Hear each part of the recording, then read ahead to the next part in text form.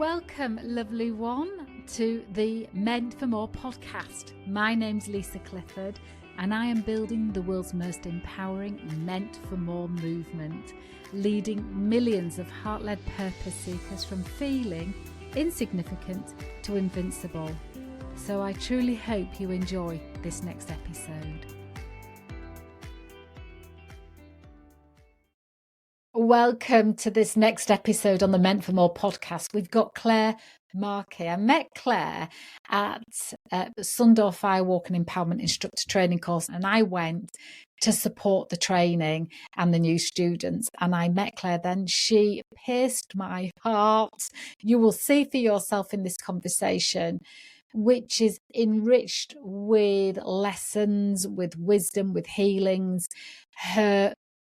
We celebrate her first ever Firewalk she ran 6 weeks after her training finished, and what stories she now tells herself, what she doesn't tell herself, what it's unlocked within her.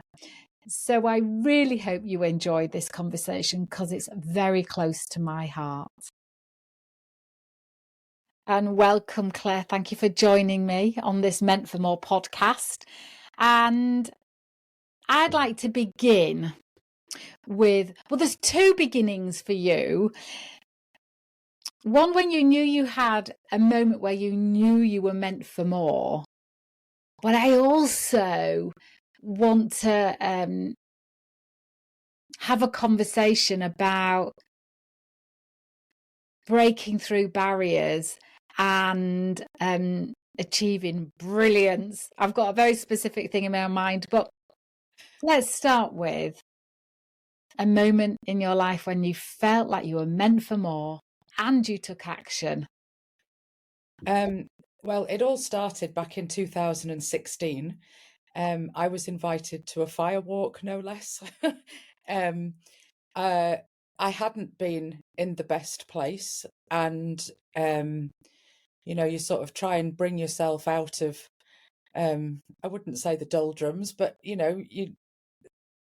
is this it? Is this what my life is? And I went.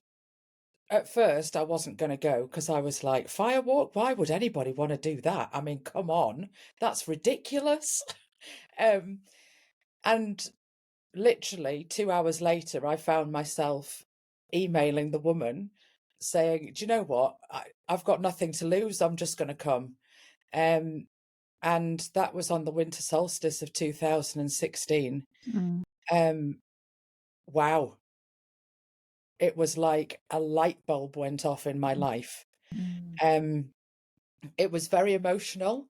It was a lot, actually. But as I walked across those coals, shouting out words that I wanted in my life, I actually realized that those words were possible. And it just changed everything. Literally lit the spark within me. And that was it. I started moving forward and moving up from there. Did you? What did you move up to next? I mean, what was happening in your life that you want to share? So where did you move from and to as a result of the fire? Well, I'd been living in Luxembourg for quite a long time, and I'd come out of like a really nasty relationship, and then I'd gone a bit wild. Let's just leave it there. Everybody listening is like, yeah, let's not leave it there. Let's dig into that, but we will leave it there. So I was basically in a spiral of decline, but thinking that I was absolutely fine. Oh God! Hang on a second. Hang on. Yeah. How often do we in life have behaviours that are coping mechanisms, but to our inner world and our rationale, it's the illusion of being okay, but to the outside world, it's out of pattern and therefore a massive indicator of what's going on. Yeah. But the thing is that I didn't really have anybody in my tribe that was telling me, Claire, come on, you need to get your act together here. They were just like, oh yeah, let's go out for another party, and it's a really good laugh, and oh, we want to go out, we'll invite Claire because we know she'll come. And it was not a great place. And in 1st of June 2013, my dear dad drove out to Luxembourg and rescued me and brought me home. That still makes me a bit emotional. That's powerful. Yeah. And so I was living with my mum and dad still at the winter solstice. Oh no, I had moved out by then. I lived with my mum and dad for 2 years, and then I moved into my own place, and that sort of brought along, you think you trundle along, as we said, and you think, oh, I'm really doing okay here, and then you look at the recycling bin and realize that you're actually not doing that great. And I think an indicator would, not that I don't drink anymore, but I imagine that I was one step ahead of sharing my recycling with the rest of the street when they'd gone to bed. Yeah, and it's just, old habits were creeping back in, and I was using just that alcohol to sort of hide where I was, and food I was using to hide where I was. There's nothing like a massive plate of cheese and a bottle of wine to sort your mental health out.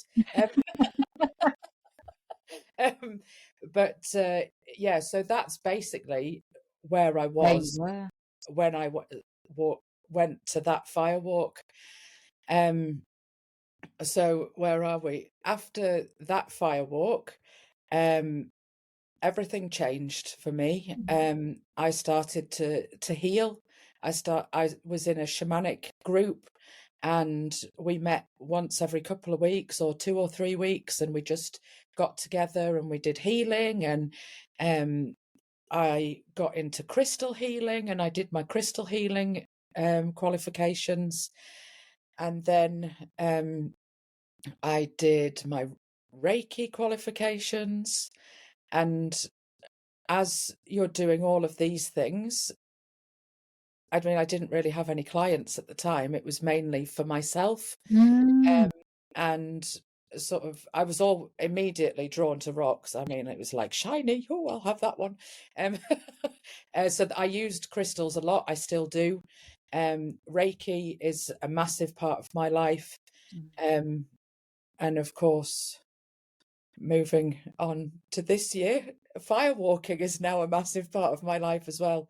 But it's been, it was that firewalk back in 2016 that sparked everything for me. It was the catalyst to realizing not only was there more out there, but there was more in here as well. Yeah.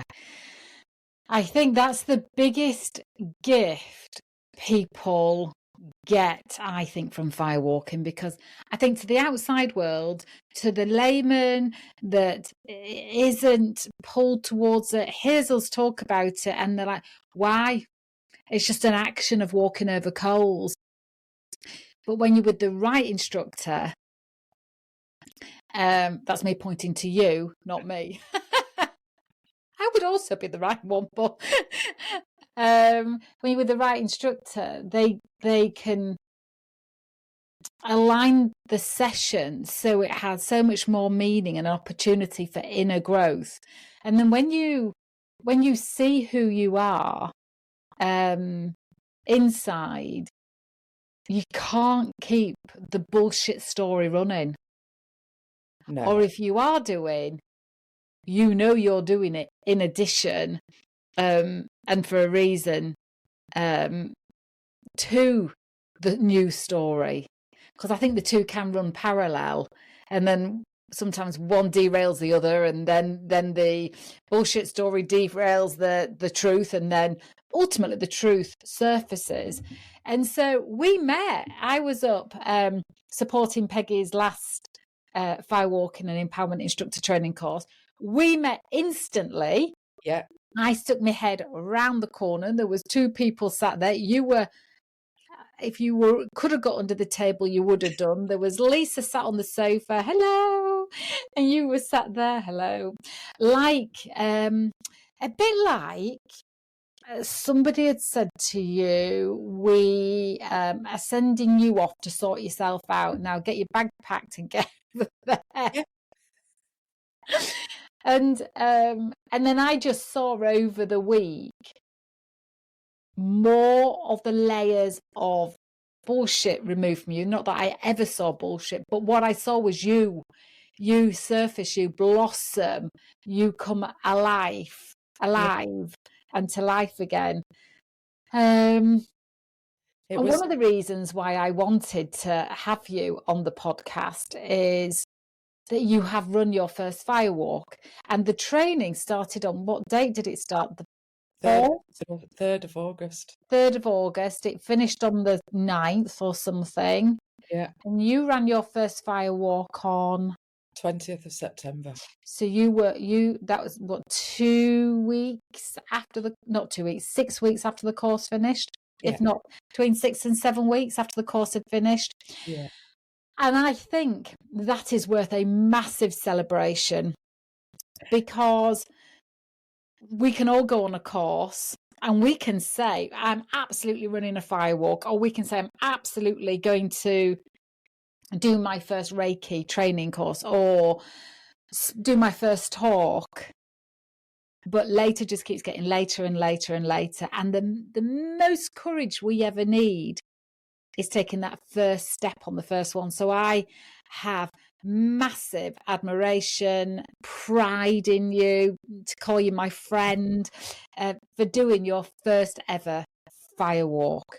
So why was it important for you to do it quickly? When I say quickly, I mean as in close to when you were trained. I did a similar thing, and I know my answer, but I want to know yours. I honestly just couldn't wait to share it. Oh, that's what it was. And it does make me emotional, because it's such a privilege for me, and it's such an honor to be able to share a gift that helped me so much. And I just couldn't wait. I couldn't wait to just do it and get out there and share the fire love and just share the love in general, and just to watch people as they come in and see them grow over the space of a really short time and leave like completely different. Their faces look different, their posture is different, their attitude is different, and it just over such a short space of time, that transformation is incredible. And I just couldn't wait to share it. I was like, come on, we've got to get loads of people in here, we've got to share the love. And that was why I wanted to do it. But it wasn't without your own fear, because I don't want people to underestimate what it takes to lead a Firewalk. It's not just what it takes to set up the room. And I mean, there was no detail not covered. Every detail you covered, and we'll go through that. But it's not without fear leading this, doing the setting up, and then your part that you play in the process, and the fact that you're taking people over fire. So just talk through what was going on in your inner world, because you did it. I was there, people. We had biblical rain, non-stop, but it didn't dampen anyone's spirit at all. No. So just tell me what was going on in your inner world, because whatever was going on, the doubt or the questioning, or the I hope I'm getting this right, or the nerves, it all translated in beauty. So what was going on? I would say it was probably a bit like a swan. On the top, I'm like, yeah, this is great. Everybody come on, it's brilliant. And underneath, I'm going, oh my God, what happens if they burn their feet? What happens if they can't break the arrows? What happens if because also I did a glass walk in that workshop. What happens if everybody cuts their feet? What if people just aren't going to, I can't motivate people to choose to do this? And I'm thinking, you know, I've got 12 people who have put their trust in me. Yeah. And some of them didn't even know me. They'd never met me before. They just literally saw me on Facebook and thought, oh yeah, I'll do that. And I was like, oh wow, that, Yeah. you know, and it just felt like a massive, massive responsibility, which of course it is. Mm. And I just was thinking to myself, look, like checking the weather forecast every 2 hours, going, oh my God, this is going to be a nightmare. When I first, you know, 2 weeks before, it was going to be sunny on that Saturday. And then gradually and gradually, the clouds got bigger and bigger and bigger. But you know what? For me, it was the wheel turning to the west. So it was the autumn equinox. And I use the element of water for the west because it's not, it like washes everything away before we head into winter, the time of hibernation. I know the elements are different for different people. So it was kind of fitting that we had all of that rain to, you know, really welcoming in the water element on the autumn equinox as we turn to the west. So, you know, it was meant to be, I suppose. But yeah, it was. And I tell you, the most frightening part was when we all came together in the circle and I said to everybody, who's firewalked before? And nobody put their hands up. And I'm like, oh my God, I've got 12 newbies here. And I was like, oh, how exciting. And underneath I'm going, oh crap. Why was that for you then? Why was your preference to have people, if in your mind, why would you have liked not essential? I hadn't even thought of it until I said, is there anybody who's firewalked before? And nobody put their hand up. So I, inside, you know, when your stomach just goes, and then I'm like, oh my God, is this going to be even harder to, you know, and the pressure that just went, it was like somebody just put my head in a vice and I was like, but I took a breath and I was like, no, it's all going to work out. I've got this. And obviously with your support was invaluable outside in the pouring rain, tending our beautiful fire. It was something else. There wasn't a dry part of my body. No. But it was wonderful. And in the run up to doing it, and even the setting the date, because there'll be people watching this that were on the training with you or have been on other trainings and thinking about running their first firewalk but haven't done it yet. What sorts of things were going through your mind in the setup, in the agreeing the date, the venue? I think you had your venue already, didn't you? I did. I had the venue already. And I have been running fire ceremony on all of the Sabbath days, and the equinoxes and the solstices and the days in between. And it just, I thought to myself, you know, I could do a fire ceremony for the autumn equinox, but now I've got all these new skills. Why should we not do a fire walk? It's and so that was it. It was going to be the autumn equinox. But then once you've done that and you realize, well, I realized, okay, so I've got, probably by the time I'd sort of got my settled back into everything after the training, because let's not underestimate firewalk instructor training. It's intense, isn't it? Yeah. It's really intense. And the thing about the training is you don't get a schedule of what you're doing every day for good reason. And so your wits are about you the whole time, but you're forced to be present and conscious the whole time, which is longer than we are normally. Yes. Yeah. And it's long days as well, 9:30 in the morning till 10 o'clock at night, Mm, 5 days solid. And mm, you've got the half day and the half day either side of that. mm. Um, so yeah, once I sort of settled back into normality and being in a bubble, obviously, just in that magical bubble with Peggy and everybody who was there, when you come home and get back to reality, it does take a bit of time. And Good. so it was probably about a week after I got back, I was like, right, let's do this. I've got the venue, I've got the date, let's do it. And then I was like, well, I want everybody to do a glass walk because that's really cool. And then I thought, I'm not going to put the pressure on myself for the first one to do rebar bending, but we're definitely doing arrow breaking. And then, of course, we've got the fire. I'd already, as we were leaving Lendrick, actually, I said to you, didn't I? I'm going to do a firewalk on the autumn equinox. If you fancy coming to be a fire tender, I'd be grateful. So actually, as I was leaving, the plan was already in my mind. But then you think, okay, so I've got all these things to do. Where am I going to get the arrows from? Well, of course, you very kindly on the course told us where to get the arrows from. And then, what about the glass walk? Oh, well, I'm going to have to make one of those. So where am I going to get all the Better bottles? start drinking. Yeah.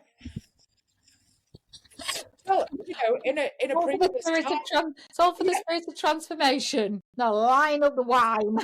in a previous time, Lisa, that really wouldn't have been a problem to get all those bottles. However, I was thinking, Craig, and then I was thinking, do I really want to sit and peel all the bottles off, the labels off the bottles? No, I don't. There must be a company that sells empty wine bottles. Get on the Googs. Found a company that sells empty wine bottles, ordered the wine bottles, made and had a smashing time, basically. And then you sort of, because you've done all of these things in training. Because you've done all of these things in training. Oh yeah, because I did all of because I did all of these things in training. I know what it's supposed to look like. Yeah. But there was also a moment of fear with the glass walk, if you remember, because we were talking before and you said to me, have you walked the glass walk? And I said, no,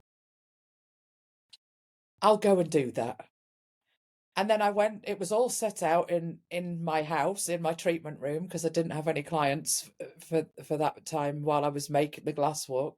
I'll go and walk it. And I put my first foot on the glass and I was like, oh my God, I can't do it. You couldn't stop me when I was on my training, but I put my foot on and I went to step forward and I stepped forward, but my second foot wouldn't come off the ground. And I was like, I can't do it. And I've sort of thought about that a little bit since then. And I think it was because there was nobody there to support me. And the glass walk was in the middle of the room. So I had nothing to hold on to, just as a bit of support. And that, yeah. But then when we set it out, you very kindly walked it for me, Lisa. So it was fine.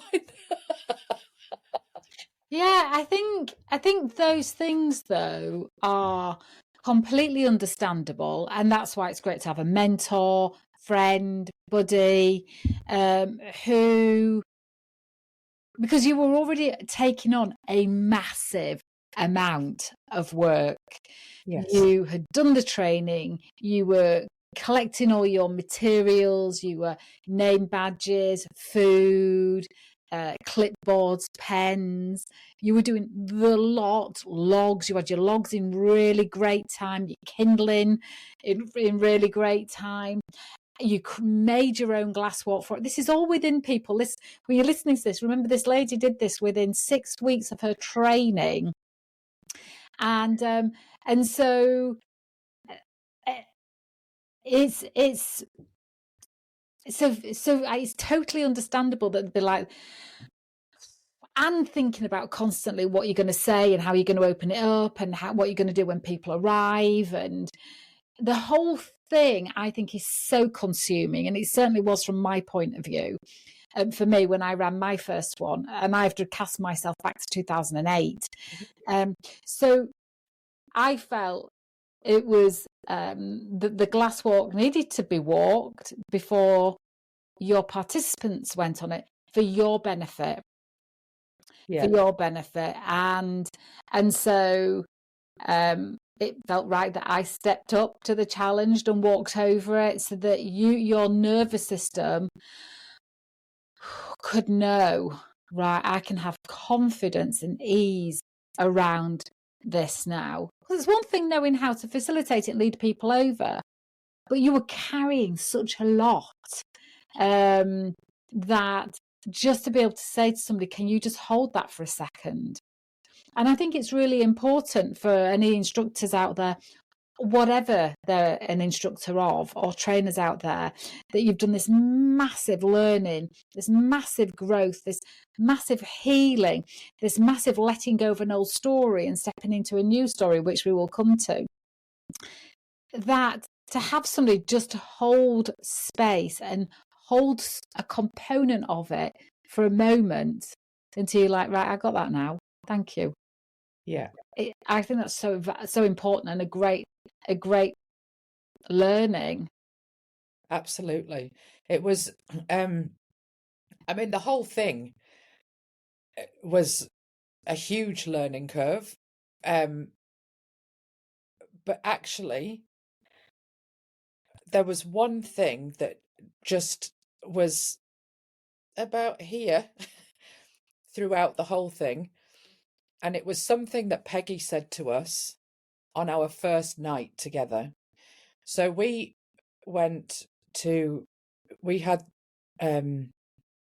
our first sort of introductions on the Sunday evening. And as we went down to the fire, Peggy said to us, just keep in mind that you're not learning, you're remembering. And that's something that just really has stuck with me. Not just about the Firewalk, actually. It's about everything that I do and everything that, it's in our soul. So it's not a case of, am I learning how to do this? No, it's in me. It's in my soul. I'm just calling it to the surface so that it's there. And that really, really helped. Really helped massively. That's a lovely moment, a lovely reminding moment, is just know that you're not learning, that you're remembering.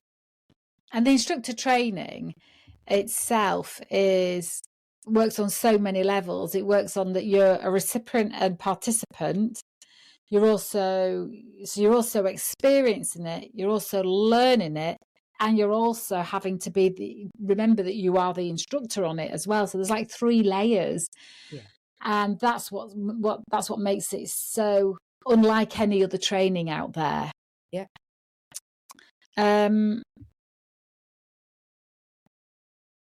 What I always think about, I remember saying to you, it's not just about what it's doing for the participants in your training. And to anybody listening and watching, Clare's space that she uses is gorgeous and feels gorgeous. And you do it in what looks like somebody's garden. So what a gift of space in such a gorgeous, seems like a village. Yeah. In Penrith. Just outside of Penrith, yeah. It just, and was quiet. There wasn't anybody watching. Mind you, everybody would have been inside because it was biblical rain. I just want to say, because somebody said to me, so did it still go ahead in the rain? I went, absolutely. What about the fire? Did it go out? No, it was beautiful. But people, nobody, not one single person complained about the rain. No. Nobody complained about the rain, and they went over the fire over and over and over again, soaked to the skin, but they kept their heads up, their shoulders back, and they stayed in their power the whole way through. So that, and I said to you, it'll never be harder than this. No. Unless you add wind to it. But the building the fire in the rain, Yeah. and getting it so that, you know, our ignition and materials stay dry, building it in the rain, lighting it in the rain, putting intentions on it in the rain, pouring rain. I mean, like, there were no gaps in the sky in the rain, and then walking over it in the rain. It will never be harder than that. And it's a bit like, that was brilliant for them, but also for you. There's a new story being created. Can you share, if it's revealed itself fully to you, what story you've let go of that you just can't possibly, with good faith, hold on to anymore because it just be lies or not true any longer? And what story have you created? I think that the big thing for me was at training.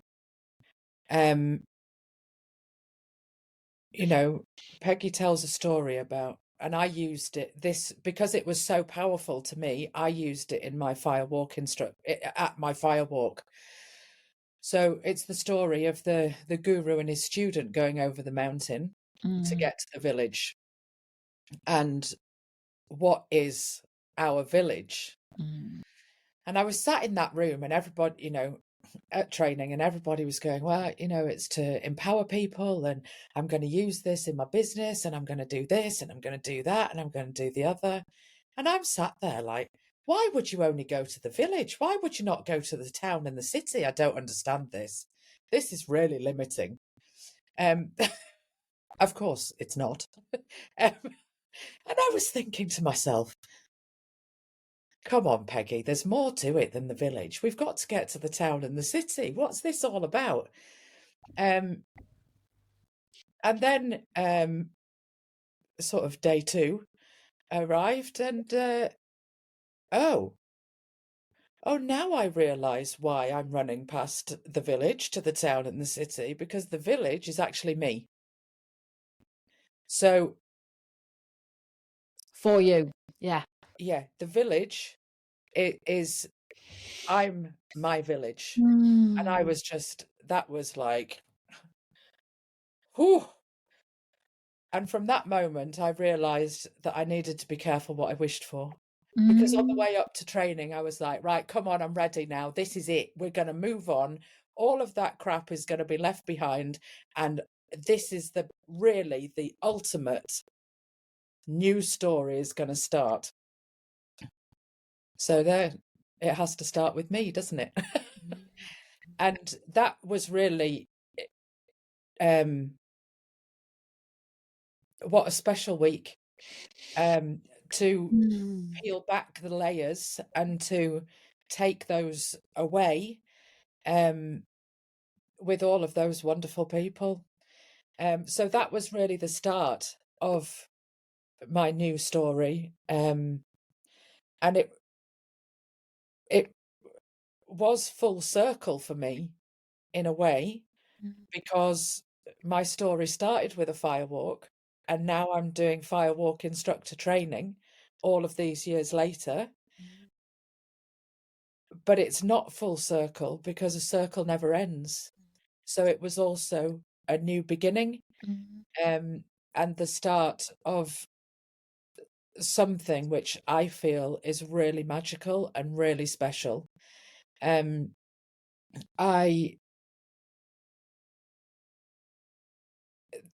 moving on to doing your first firewalk, you don't realize.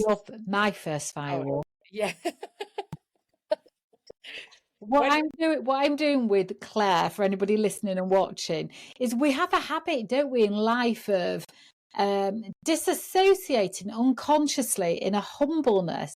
And instead of saying mine and owning it, we become very generous and say yours. But it makes the sentence and the paragraph and the conversation inaccurate. And that's why I push it back to her gently, because it's something that absolutely Claire should be owning and be proud of, and she is proud of it. Yeah, but that's why I gently change the language back to, so what happens with my first firewalk is so when I did my first firewalk, I had not quite realized that my story was going to change again. I was changing other people's stories with the transformational power of the fire, but my own was also changing again. And that's something that I really would like people to know, because I believe that every time I now run a firewalk, my story is going to change again, because it's, although like the underlying theme of the story is the same, there's, it's never going to end, because why would you want to put an end to your story? It's got to always be, there's always got to be something to strive for, something to aim for, something to challenge ourselves. Because if we don't have that, then I think we get stuck and complacent maybe about where we are in our lives. Whereas it is a constant evolving, because otherwise, what is there? There's always more. I think it's that consciousness, isn't it? Yeah. That contributing or adding tapestry to our story, or realigning it, or sharpening it, or whatever it is we're doing with our story. And what I mean by story is the things we tell ourselves about ourselves, the way in which we describe ourselves to others, the way in which we see what's possible for ourselves, comes from a story that plays out in our mind, an abbreviation of what we think about, a summary, abbreviation of what we think about who we are and what's possible. And I, in a previous podcast, Kelly Tamplin, who graduated as a Firewalking instructor with me this year, she says it brilliantly. She says, we're either fighting to let go of an old story or fighting to create a new one. And I completely agree. And that's, I think, what happens when we're in consciousness, doesn't it? I mean, the alternative is that we are unconscious and therefore sleepwalking through life. And there's a lot to be said for having spells of doing that, where we can just not have our nervous system agitated all the time. And so I just wanted to explain that, because we're talking about stories as though it's everybody's language, aren't we? And I mean, I certainly saw, because we've been in touch a lot up until your firewalk and after your firewalk, and what I've heard in you is the fire. And you've said it. It's the fire, Lisa. It's the fire. And interestingly, I was talking to somebody that comes on my firewalks, who was having to have a difficult conversation, only because for her, she's not used to asking for something. And it was with her boss. And I said to her, because her default would be to be very permissive and very, I don't know the word, overextending the power to somebody else instead of seeing herself as on a complete level. And I said, I want you to remember the last time you stood in front of the fire and that feeling that you had in your body of being the fire. Yeah. And then just hold that when you have the conversation. Don't use any force. No need to change the words you use, but just fill yourself with your own inner fire. Yeah. And she did it, and she said that the conversation, actually her boss said, oh, can I see you? And her boss's conversation was completely different towards her than it had been in the conversation the day before. And all that she'd done was different, was remembered who she was. And she didn't have to do any push or any force or any. No. She just occupied herself. And this is the great thing about fire, is that it gives you the power. It gives you this, like, the drive. It gives you so much. It, like, literally rises the warmth within you. It warms up your heart. It reminds you that you're full of love. And actually, as you said, it reminds you who you are. And it brings you closer and eventually back to being your authentic self, which is the most important thing in your own life, is to be your authentic self. Because I think that what happens is we play a bit of a game, don't we, of knowing that we've got to have a conversation or do something, and then we start creating this scene in our mind of a stage.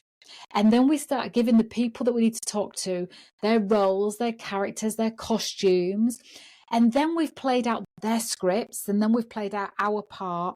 And we've done all of that in our mind. Yeah. And then we think about going to have a conversation, and we've dampened our hope, our spirit, because we've played out a scenario that usually, not every time, but usually puts us on the back foot. Yeah. Because I've done exactly the same thing. I've had, I've thought to myself, oh my God, I'm going to have this conversation. So then I start having the conversation with myself and what they're going to say, and then what I'm going to say in return, so that I've got all my comebacks ready. And then it's almost like, well, you've put that out to the universe, and when you actually go and have the conversation, it's like the universe has already had a word on the other side, and it's actually much easier. Yeah. Well, I think that this that we're talking about, pretty much almost every person listening to us have a conversation will say, yeah, I do that. So I think it's only helpful that we just share a bit of, I try and keep that stage clear. Yes, now, absolutely. Yeah, now that I know it, because you have to have it in your conscious awareness that you do it to start off with, because I think doing it means that if the worst case happens, I won't be disappointed, is a train of thinking some people have. Whereas what we're doing is we are ultimately aligning our language and our body language and the words that we use and how we say it with what we've imagined, because the mind thinks we want what we've thought about, doesn't it? So it thinks, oh, well, that was a rehearsal. So when I see Barbara, I'm going to let Barbara know, because in my script, she didn't let me have what I want. So I'm now going to have a conversation with Barbara about why. So we end up changing. I think it's called being perverse. So we end up being a different version of who we naturally are based around our imagination. So I would say to anybody listening, try to clear the stage and just imagine what outcome you want, not how it's going to go, but the outcome that you want, and how you can be in your heart when you have the conversation. What would your tip be? Because I feel like we've just given people like a reflection, like, oh yeah, do that, and then I feel like, well, we need to like give a bit of wisdom as to what each of us would do. Now, I like you. I don't think I even have the stage anymore. I just I never have any expectation of that person, because as soon as you have an expectation of that person, you're actually not only limiting them, but limiting yourself. So as soon as you remove expectation, some people might say, well, you can't be disappointed. But I actually say, if you remove expectation, you're not limiting yourself. Because what Exactly. happens if you had that conversation that you've played out in your head and it goes exactly like you thought, and oh, I feel really bad after that and it's not great. But what happens if you had that conversation with no expectation and it was just like, oh my God, I've seen a completely different side to that person and now we're best friends. Yeah. Well, it leaves you open to curiosity, doesn't it? Yeah. The lack of I love that, because the lack of expectation means that you're just left with, in a sense of marvel of what could be. Yeah. What did There's two things I want to ask. What has running your first firewalk unlocked within you? That's the first question. The second, I have to tell you them both now, otherwise I will forget them. The second is, and what do you now know to be true about yourself that you didn't know before? So what's it unlocked? And what do you know to be true? Having run your first firewalk, because it's different to just doing the training. So doing my first firewalk has unlocked everything. I just feel so free. I feel able to walk my walk as well as talk my talk. Whereas sometimes, you know, we have those, I mean, don't get me wrong, I'm still probably going to have the self-doubt and all of those things, because we are human after all. But I've just unlocked everything. It's changed everything for me. You know, holding space for 12 people to take their first step into their new beginnings, their new stories. I mean, wow. It's also very humbling, and it was a real honor for me to do that, and a real privilege, and I will never forget that feeling. Here we go again, I'm getting emotional about it. But emotion is good, you know. But yeah, it unlocked everything, changed everything. And I can't remember what your second question was. What do you now know to be true about yourself? That I'm as fierce as the fire.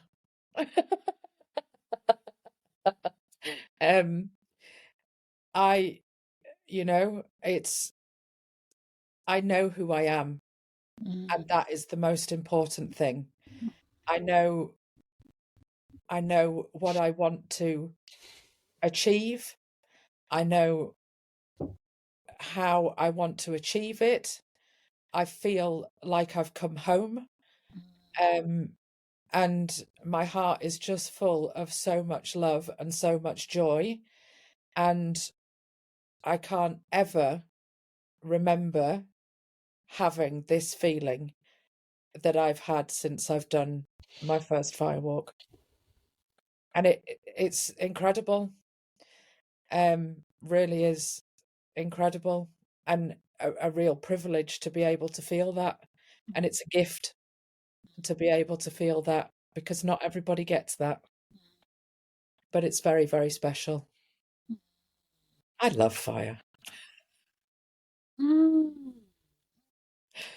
I mean, that's powerful what you've just said, because I know the feeling you talk about. It's a bit like when you run your firewalk and you think, where do I put this feeling about what I've been able to co-create and help people facilitate, have the experience of? Yeah. When you see the difference in people, it's like, where do you put that? It's phenomenal, isn't it? Yeah. I just wanted to go back to something that you said that I think is so important for people to know. You mentioned the word self-doubt. And so I'll tell a tiny story and I'll tell you where it fits in. I was doing a talk on Tuesday, as you know, to 200 female women founder business owners and women angel investors. It was my third time at this event. It's lovely that I get invited back. But this time I was on the main stage, and my way of speaking is heart to heart. So I did have some slides because I had some data that I wanted to share. And I know some people take data in better if they see it than if they hear it.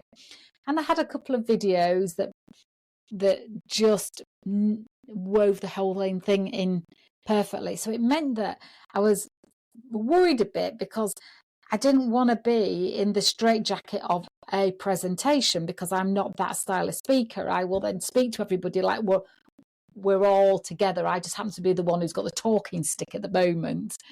And people like that style. But it also means I don't know what I'm going to say until I say it. I know the intention that I've got. So I did a brilliant job.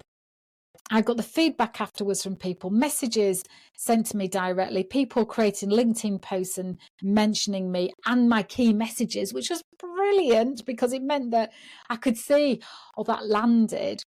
And a friend had come with me, one of my instructors had come with me to do the rebar, because I wanted to demonstrate that this is not just about knowing how to do something, it's about the who you are doing it.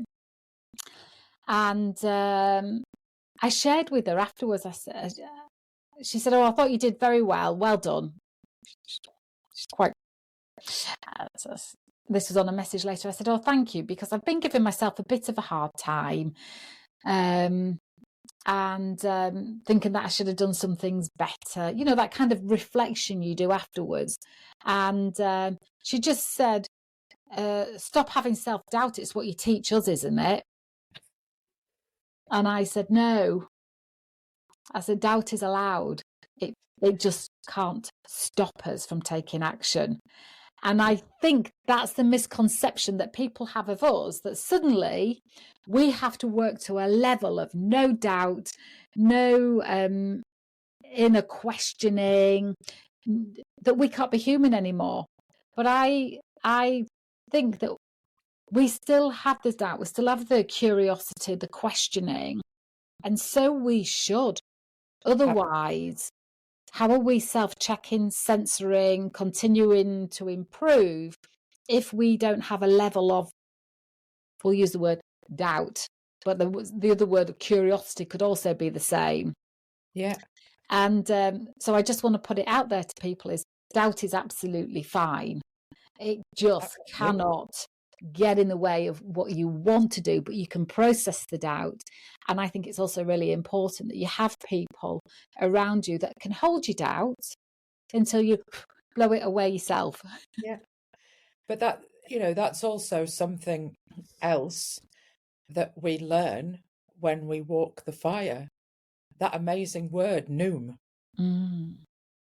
There's a million translations for that word. It's from Southern Africa. Nobody really knows what it is, but I personally like the translation that has no translation. So your noom is like a feeling or an emotion. So it can be fear, doubt, it can be excitement, it can be love, it can be hate. Not that we should have that in the world, but it can be that.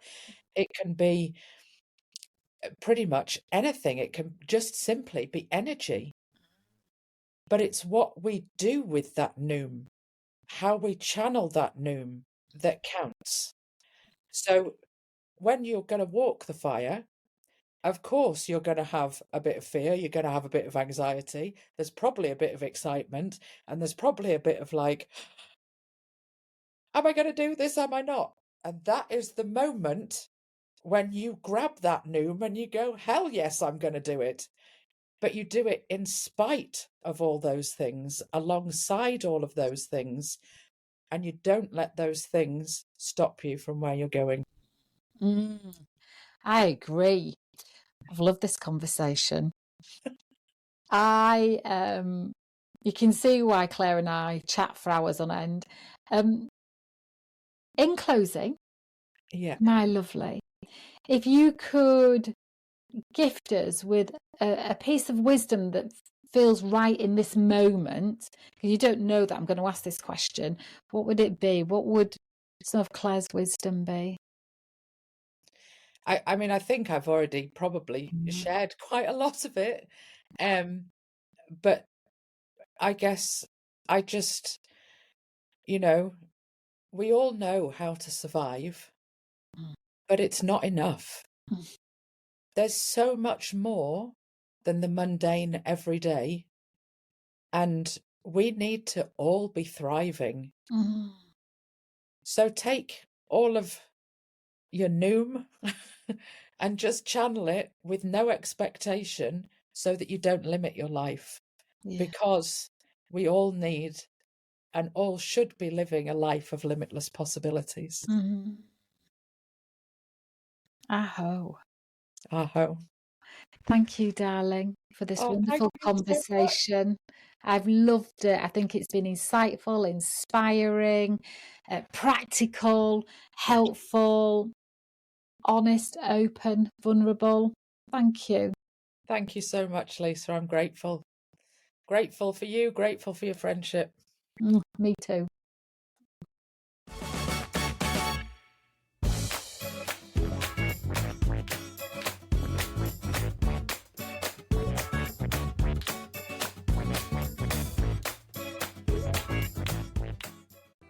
Thank you so much for listening to this episode. If you would like to be involved in the Meant for More movement, then please drop me a line at lisa@lisaclifford.co.uk. Whether that's you're interested in being on the podcast, taking part in any of the trainings, or would just love to know how you can help empower others, then let's have a conversation. Thank you for listening, and we'll connect again very soon.